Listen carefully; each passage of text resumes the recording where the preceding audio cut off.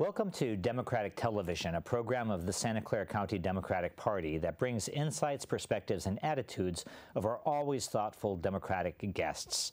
Our focus today is on state and local government, and our guest is Assemblymember Marc Berman from the 24th Assembly District. Hi, Marc, and thank you for being on the show with us. Good morning, Bill. Thanks for having me. It's good to see you. So, Marc, in the beginning of our show, we like to learn a little bit about our guest, and that helps our viewers know more about you and what brought you to public service. Can you tell us just a little bit about, where you grew up and what influences in life might have informed your public service? Sure. I grew up in Palo Alto. I was born in Texas, but we moved to Palo Alto right before I turned 4. And it was it was growing up in Palo Alto that made me really interested in public service and interested in the role that government can play in improving people's lives in society. And so, growing up in Palo Alto, I played soccer quite competitively, and I had friends from all around Palo Alto, other communities around Palo Alto, whether they were teammates on the soccer field or classmates in school. And I knew that even though we were all the same, even though we were 6, 7, 8, 10 years old, and hadn't really done anything in our own lives to deserve certain opportunities, I could tell that we had different opportunities in life, and that I was lucky to have moved to Palo Alto when I was 4. I was lucky to be born into the family that I was born into, that had parents that had jobs and had gotten higher education, and some of my peers, some kids that were my equals, didn't have equal opportunities. And it wasn't because they did anything right or they did anything wrong. It was just the luck or the unluck of the draw that led them into situations where they didn't necessarily have the same opportunities that I had. And in those situations, when there's that inequality, and when a child hasn't done anything to deserve better opportunities or to get less opportunities, I think that's a situation where government can step in and kind of equal the playing field and equal the opportunity that kids get. It's interesting you mentioned a more competitive soccer, because I think that for some kids' sports, the kids end up playing just with kids from their same neighborhood or region, and more competitive leagues sometimes get you exposed to kids in communities that are adjacent and nearby, but are quite a bit different than the one you're growing up in. Exactly. It was club soccer, right? Yes. So it wasn't necessarily school. It wasn't AYSO. It was so we drew from East Palo Alto. We drew from Belhaven. We drew from Redwood City, other communities on the peninsula, and that exposed me to much more diversity than I would have necessarily gotten if it was kids from down the street. Yes, it's a fairly mature insight to recognize those differences and the fundamental sameness. When do you feel like age-wise you began to have that sense and understanding? I think you realize things kind of subconsciously, but it was probably middle school where I realized that as my peers, I think middle school was kind of where me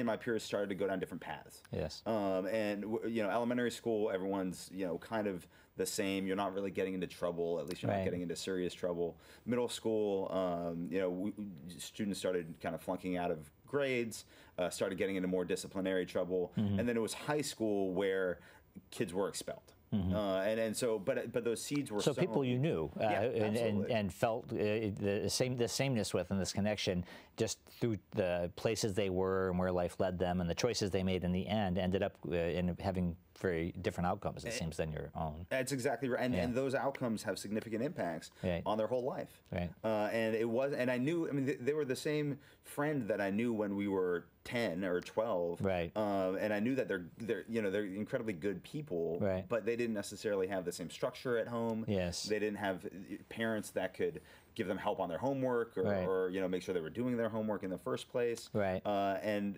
what did I do at 12 years old to deserve what I was getting at home? Right. And what so yes, I had a similar experience. You end up feeling like you can make a bad choice, because of course everybody does, but the immediate consequences and the support structure to kind of like have limit the badness that happens as a result is present. In that area that you were growing up in Palo Alto, what would you say Palo Alto was like? Because I know that it's a community that has transformed quite a bit, and mostly in good ways, but also in ways that have strained it over the years. Yeah, that's a great question, and I think Palo Alto was much more socioeconomically diverse than it necessarily necessarily is today. Right. I had friends who, some of them were the children of very wealthy parents, and then some of them were one of my best friends had a single mom who worked retail at Stanford Shopping Center. Wow. But she could afford to live in Palo Alto on that income growing up in the 80s and early 90s. And the region was very different. I've been grounded twice in my life. I won't. Don't go into the details. I won't tell the first one. But the second one was I was in middle school, so it was 1991 to 1994, somewhere around there. And me and my friend Toby biked across the Newell Bridge to the 7-Eleven in East Palo Alto because Slurpees were 10 cents cheaper at the 7-Eleven in East Palo Alto. When my mom found out that I'd biked to the 7-Eleven in East Palo Alto, she grounded me. Because East Palo Alto at that time was around the time that they were the murder capital of the country, had the most murders per capita of any city in the country, and it was just it was a much more dangerous place. And so Silicon Valley and the peninsula have changed a lot over the last few decades. They have. I remember I lived as a student in Palo Alto in that time frame, and I remember hearing the snap of gunfire from East Palo Alto, and it must have, as a young person, as a child, it must have been fairly worrying to have that going on so nearby. And so that's also a community that has experienced quite a bit of transformation. I know that they've really turned the corner on crime in East Palo Alto, but it's also strained under the success and growth of the region. It definitely has. And I think going back first to the crime issue, it was funny, somebody in Sacramento the other day was asking me about that and kind of what changed. And I think the thing that really changed was government. It was the public safety agencies from the surrounding communities that said, you know what, let's team together. So it was the police departments from Menlo Park, Palo Alto, East Palo Alto, and the sheriff's department from San Mateo County, all working together more in 93, 94, 95, that helped bring down the level of crime in East Palo Alto. And increase the community safety that exists, which is important for children growing up to be able to grow up in communities that are safe. But you're definitely right that as the cost of living has increased across Silicon Valley, communities and people that didn't have jobs in the tech sector, their wages haven't risen as much as others have, and there's a lot of strain. Yeah, your insight about the success, that being a success of government, the agencies working together. There's two things that strike me about that. One, there's a basic level of service that is necessary, really, isn't it, to have a thriving community? And I think that's part of the kind of social compact that citizens have to have with their government. We have to understand that we need a government, and we need to support our government so that we can have nice communities. Otherwise, we won't. Absolutely. And then the other aspect is the regional cooperation, which I think a lot of folks feel that some of the challenges that we're facing could be addressed better if we had better coordination. And not that people don't want to coordinate, it's just that the traditional municipality-based government, it doesn't provide many vehicles for other than voluntary cooperation. Housing is an example of that. I know that Palo Alto is one of these places where the availability of housing, especially for young people and lower income people, has gotten to be pretty tight. And we obviously need housing in the region. So. It's funny. I was just at a retreat yesterday, Thursday, 2 days ago and yesterday, with my colleagues from across the Bay Area. So once a year we have a retreat. We usually get together at least monthly. The assembly members and state senators from the 9-county Bay Area get together to talk about issues that are common to the Bay Area region as opposed to just our districts. And there was a lot of talk about how can we have more coordination around housing and transportation, which if you stop the average resident on the street and ask them what their biggest concern is, it's either going to be housing or transportation. And so we need to get much better coordination. We have 27 different transit agencies in the 9-county Bay Area. That's not a recipe for success. It's not a recipe for ease of using different systems and getting from one part of the Bay Area to the other. And then we have over 100 municipalities, and that's not a great system for the development of the housing. When everybody just thinks about the needs in their city, but don't keep the regional context in mind. And so we have an organization, ABAG, the Association of Bay Area Governments, that's meant to help with that. But we need to do a better job of looking at Bay Area as a region. I see. And meeting the economic needs and the societal needs that creates. I agree. Marc, what brought you from soccer life in Palo Alto to public life? What experience did you have in politics? What interested you in politics? So one of the things, and another, going back to your first question of kind of how did I get interested in government, my great uncle, or my grand uncle, I guess is the exact title. My mom's uncle was a United States Senator. Wonderful. From Minnesota.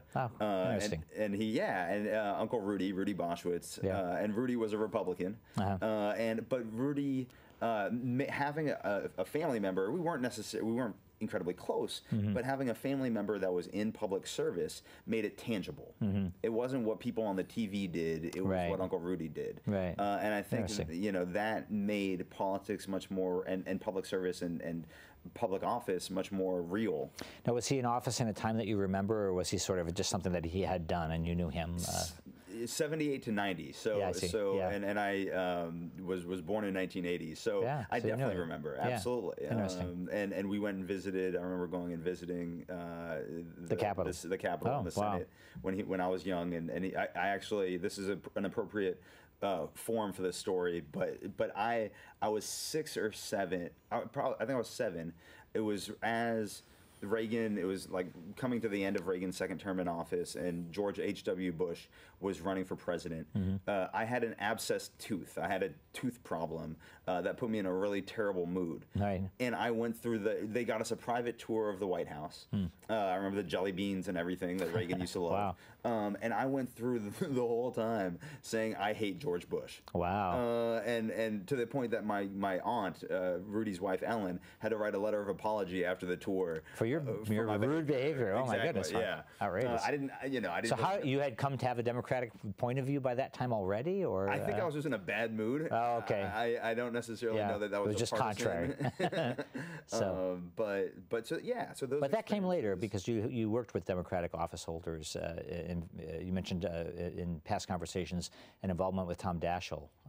So exactly. As I got older and as I started to realize the societal inequities that I think existed and still exist in Silicon Valley, I got more involved. And so when I was in college at Georgetown, I interned for our Congressmember Anna Eshoo. I spent a summer working on Congressmember Mike Honda's first campaign for Congress back in 2000. I remember. And that was what got me into campaigns. And so I worked on political campaigns for a few years in between undergrad and law school, 2 U.S. Senate races in South Dakota in 2002 and 2004, and a governor's race in Kentucky in 2003. Quite a range of geography and experience. It was. Well, hold those thoughts. We're going to come back in our second segment and talk more about your own public service, and we're very interested to hear about that. And we appreciate everything you've shared in this segment.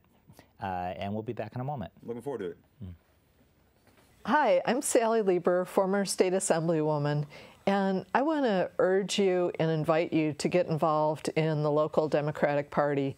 Whether you're a student or someone who just has a few hours to donate, or you're post-career and you want to make a more substantial contribution, we really need you to do a lot of different things. Volunteering work, volunteering on issues, causes in the community, just being involved in the Democratic Party and making a difference while you can. Please contact us at the Santa Clara County Democratic Party. We need you. We want you to get involved, and we want you to make a meaningful difference. Thank you so much. We're back to continue our discussion with Assemblymember Marc Berman. Marc, right before the break, you were mentioning your experience working in various campaigns, and I'm interested, could you tell us like maybe one thing that you learned on the road working in South Dakota? Which senator were you working for, and maybe one story or one lesson that you learned in that time? Absolutely. I worked for Senator Tim Johnson in 2002 and Senator Tom Daschle in 2004.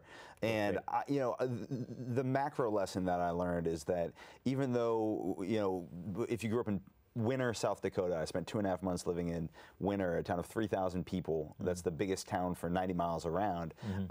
Or you grew up in Palo Alto, California, like I did. We're a lot more similar than we are different. And I actually wrote a column for the Palo Alto Weekly when I got back about those experiences and about the similarities that we have across the country at a time when people are trying to, create differences between us. And people out there, they might have different political beliefs on individual issues, but everyone loved their family, they loved their community, and they wanted to make their community better. And I think focusing on what makes us similar will get us a lot further than trying to find wedge issues that really divide us, across geographic regions. It's certainly in the current national political environment, a lesson that people, I think, would on all sides would do well to keep in mind. Yeah. The kind of general sameness of people and their concerns and what matters to them. Yeah. So, what did you learn about politics in South Dakota? That must have been interesting. Is it sort of like Iowa and other places that are less populous, where it's very retail and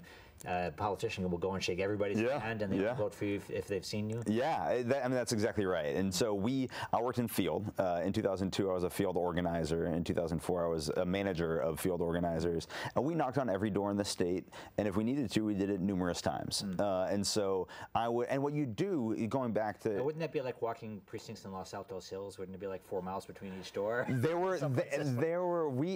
2002, we won that race by 528 votes. Wow. And we had 50 field organizers, and so about 50. So if every field organizer over a course of 5 months turned 10 votes, that was the difference in the campaign. And so in 2004, I was managing the western quarter of the state, and I sent organizers out to knock on 10 doors in 4 hours. Wow. And so the houses weren't 4 miles apart; they were, 15, 20 miles apart. Right. But after having that experience of so narrowly winning a race in 2002, and we narrowly lost in 2004, every vote matters. Right. And you do what you have to reach those voters. Yes. And was South Dakota, in the time that you were active in these campaigns, did it feel like the state of McGovern, or a state that had like a generation of McGovern that was still being drawn on, but there was in transition? What was the kind of dynamic? It was definitely a transition, and so I think there were a lot of active Democrats who grew up in the age of McGovern. You're exactly right, and he was and still is a revered figure in South Dakota and South Dakota politics, but it was also the age of Bush, and it was there were a lot of other things going on that made it the other ways. Yeah, and it was the age of 9/11, and so we couldn't just rely on a lot of those talking points from the 70s, but had to really kind of figure out, and we had to figure out what really mattered to this voter, and how was my candidate better than the opposition on that. And so you had to get past all of the wedge issues and really get down to what matters to this person in their day-to-day life. Right. And when we did that, and when you could do that, oftentimes the Democratic candidate was better. And whether it was increased drought relief or supporting government and supporting government spending, which included military spending. And there was Ellsworth Air Force Base outside of Rapid City that was a huge employment driver. And so a lot of those issues, the Democrat was the better representative for the community. It's just that you had to get past, some of these tag or the identification. Right? Exactly. Is what brought you back home, and then from there to community and public service here in California? Yeah. So losing in 2004 brought me back home. Yeah. I remember talking with Senator Daschle a couple of days before the election, and he alluded to, oh, you've got to come to D.C. after the campaign and work for me, and that was my plan, and then that didn't turn out, and so I came back. So that's an important lesson for politics and political life, I guess. Sometimes the outcome of the election isn't what you hope for and expected, and you have to make it plan B. Yeah, that's exactly right. And I tell aspiring public servants that don't stay rigidly to one plan, because politics is all about doing as well as you can in the place that you're in, and being prepared for opportunities that come up. But if you think that you can map out your career in public service, you're kidding yourself. Right. And so I came back and I went to law school. I'd already taken the LSAT, and so I decided it was time time to, living out of a car, which I'd been doing for about 3 years, was getting a little bit tiring. And so I came back. I moved down to Southern California to help somebody get their state assembly campaign up and running. But I also applied to law schools, and I ended up at USC down there. Wonderful. Yeah. Great. It's a great school.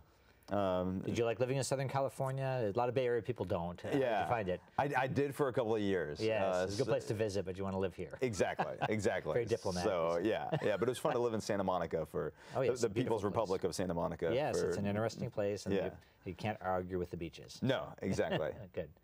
And so, so you had a taste of state assembly running down there while you were in law school, and then you eventually came home to Palo Alto and decided to take a chance on elected office. Tell me about that choice and that decision. For a lot of people, they would like to do that, but they are concerned and don't make it. How did you make the decision? What did you do once you decided, and how did you get the chance to do it? Yeah, so, and I'll kind of, I had a false start. So I moved back. I started practicing corporate law for a law firm, Latham & Watkins, in their Menlo Park office.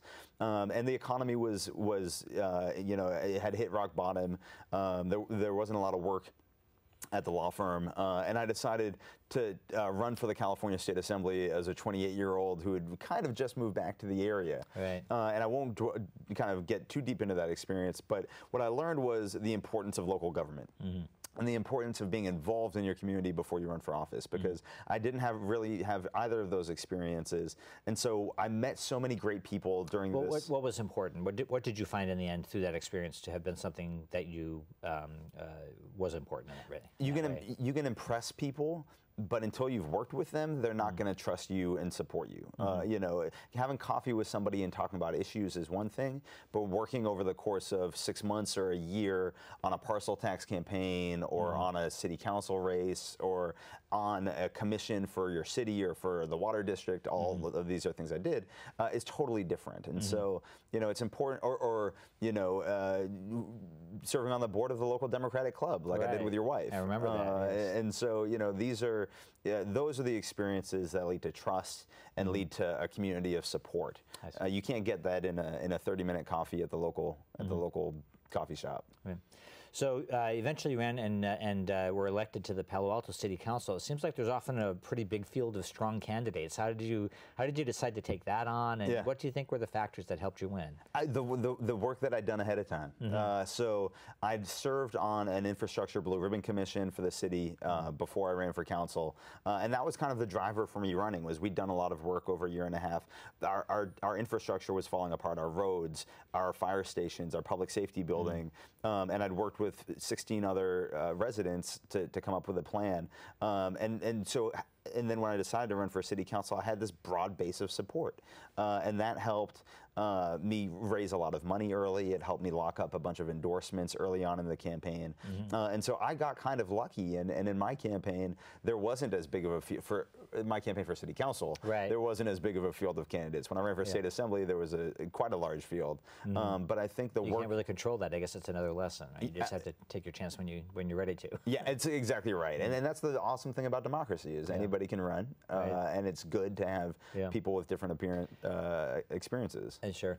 I'm sure that focus on infrastructure really informs your work in the state assembly. To leap ahead just a little bit, just because I think as a state we're coming to the realization that infrastructure is so important, and it's also really expensive. Yeah. Can you talk a little bit about the comparing your experience as a city council member to state assembly in terms of that question of infrastructure? It seems like the plumbing in your house, right? You want to assume that it's just going to be okay. Yep. And you dread the time when you're going to call somebody because it costs so much. And you spend a lot of money when you build the house, and then you kind of expect that it's going to last forever, and you don't want to spend the money necessary to keep it up. And that's what happened in California. We'd spent a lot of money under our current governor's father, Pat Brown, way back when, 50 years ago, and developed a lot of infrastructure across the state.